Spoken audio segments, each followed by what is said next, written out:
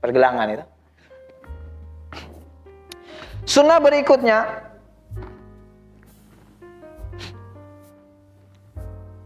yang disunahkan ketika kita berwudu itu adalah al-matmadah. Apa matmadah? Berkumur-kumur.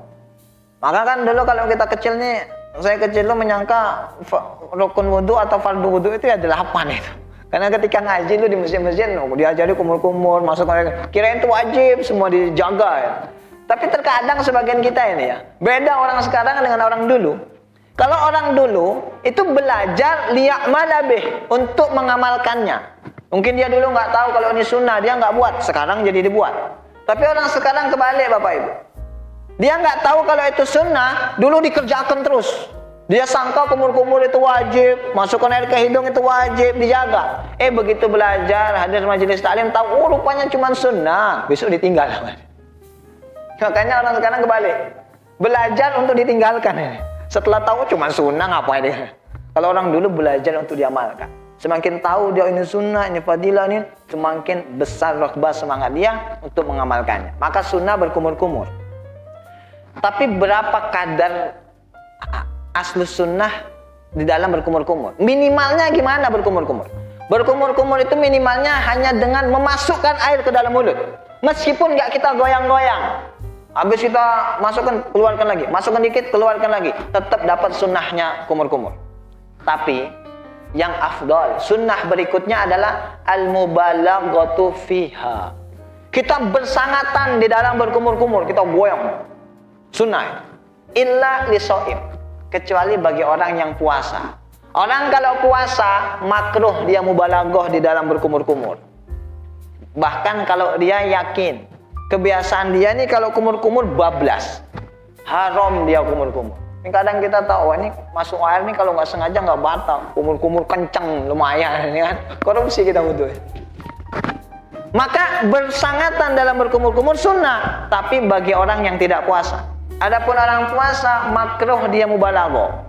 Dan kalau dia tahu dari kebiasaan dia kalau bersangatan berkumur-kumur nih bakal kebablasan, ini haram dia untuk bersangatan di dalam berkumur-kumur.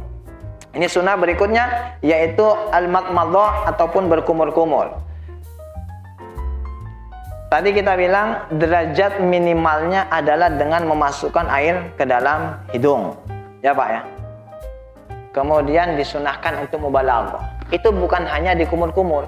Bahkan di sunnah berikutnya yaitu al-istinsyaq, memasukkan air ke dalam hidung sama dengan kita masukkan dikit aja dapat sunnah. Tapi disunahkan lagi, sunnah lain ini. Udah sunnah masukkan air, disunahkan lagi apa? Untuk bersangatan di dalam istinsyaq. Gimana caranya?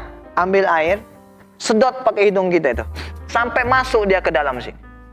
Mungkin awal-awal kalau kita tidak terbiasa itu rasanya sakit. Mungkin mau pusing kepala kita, sakit ini. Tapi kalau udah terbiasa, Bapak bisa coba, Ibu bisa dimulai. Itu kalau kita terbiasa, ketika kita lakukan istinsyaq itu tadi, itu rasanya itu kayak pelong gitu. Bukan pelai Pak ya. Pelai beda itu ya.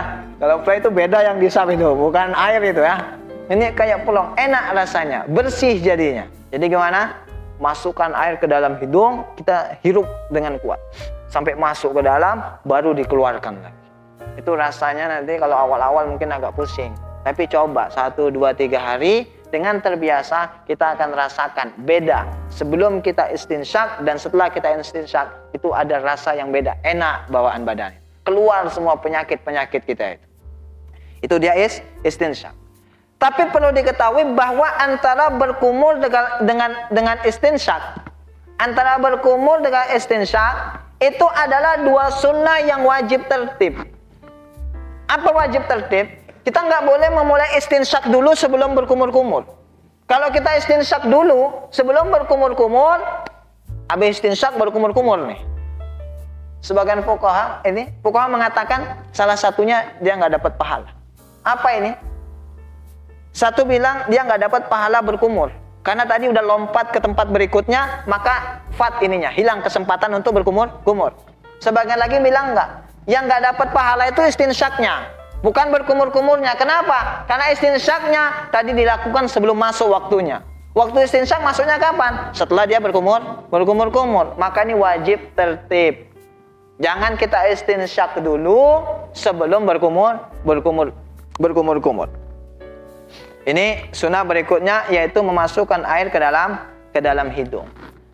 Tapi di dalam cara berkumur ini dan memasukkan air ke hidung, di sana ada kaifiat yang disunnahkan.